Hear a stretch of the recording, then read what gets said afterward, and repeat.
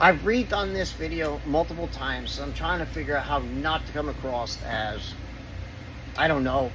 I'm just going to give you guys the facts right now. All right? Somebody, this is a fact, was told needed to run a remote mount filter up front on top of the regular setup, factory setup in the back, because there's no post-pump filter. So he was sold a product he did not need. Okay? And I'm going to tell you why this hurts in a minute. This hurts the setup. One, this is what you pull out and put your pump in. Guess what? That's a filter. And there's the inlet for the pump. It goes into here. It goes through a paper element. And we can see that? That's what's left of what was good. The rest of it is destroyed from ethanol. Now, how do you prevent this? You could buy my basket assembly. That prevents it. Okay? You can change this every 6 months. That prevents that too. But if you let your car sit a week at a time, or 2-3 days at a time, or go to the same tank of ethanol for an entire 2 or 3 weeks, you're going to be changing it more often. Now, I can do remote filter setups.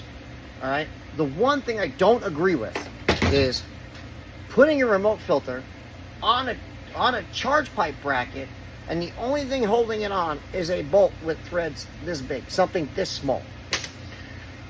That moves around way too much, and for me, I refuse to mount a filter there with one bolt, because I am not going to hedge bets on that thing banging around your engine bay, coming loose, getting broken, open, something happened, rupturing the fuel lines, and burning your car down. And I've been trying to figure out how to say this in previous iterations of this recording without sounding crazy, like, wow. But that's the facts.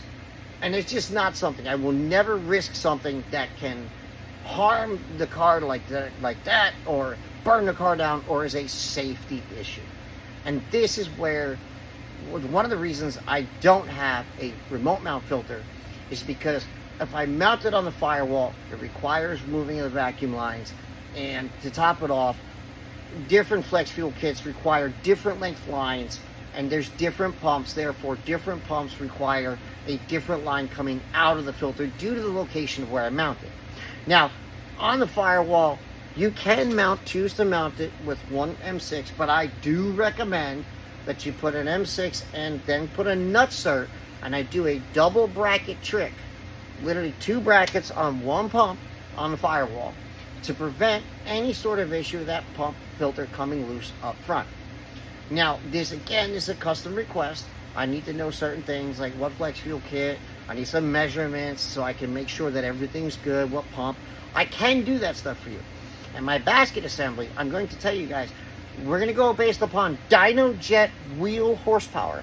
Not some hub dyno where there's no tires on the car, where there's no rolling resistance, which is a massive factor. That is literally between a 7 and 10% difference in the numbers. You can literally just take 7 to 10% off of a hub dyno like that, because there's no tires on the car. Now, Carlos's car, we'll use for an example, he had time attack tires on the car when we dynoed it.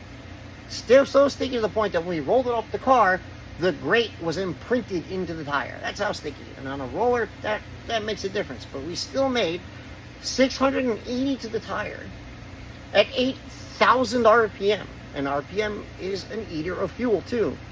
With a fuel assembly in the back, a stock tank feed line. He didn't even have a line upgrade. You know why? I forgot he didn't have it.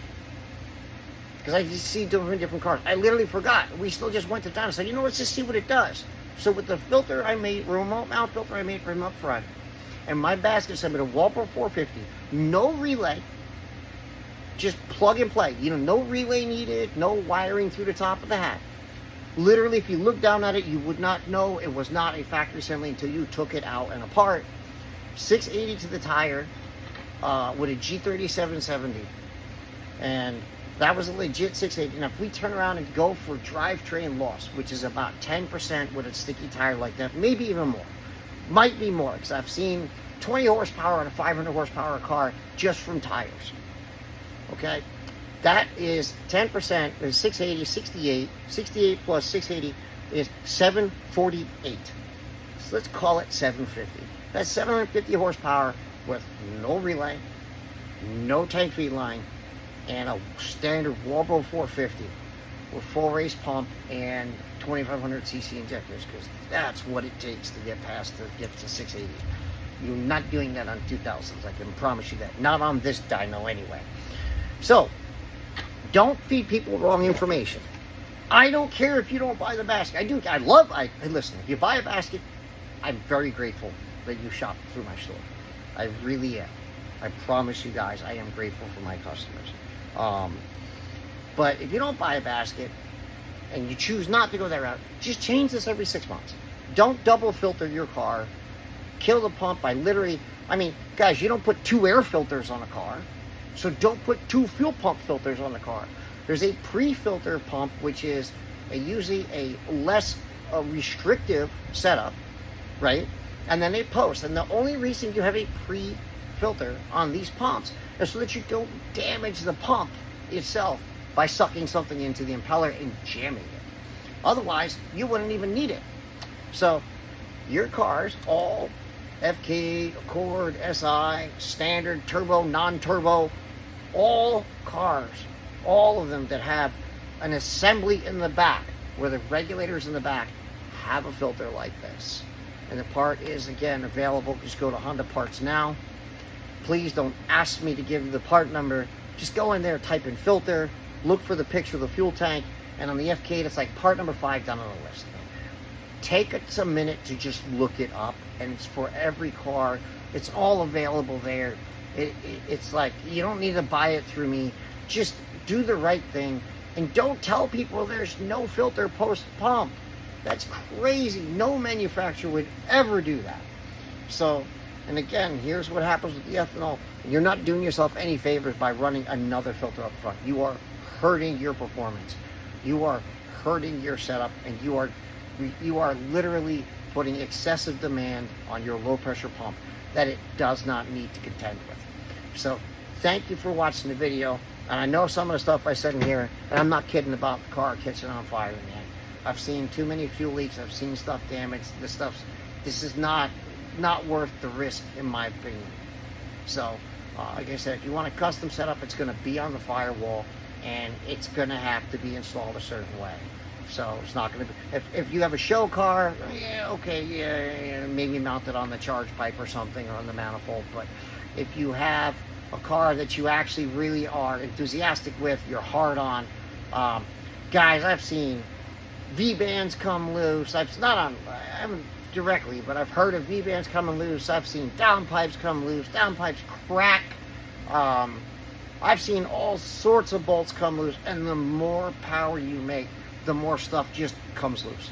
You literally got to start checking over the car repeatedly. So, especially if you drag racing and all that stuff. So, thank you. Take this for what it is. This is information, and please don't just take this and go, oh, I found this, great. Tell your friends. Tell them that this is a filter. Tell them that this is replaceable, and it comes with the top hat. It even comes with the actual black bracket that goes on top of it. It comes with the tank evap seal. It comes with regulator seals. It has a new Venturi attached to it. It even comes with a little spring on the top of the fuel assembly. It has all that stuff on it. It's like $160. Again, you don't have to buy a basket from me. Just share the information. Thank you. If you liked the video, please like, share, subscribe. Have a great day.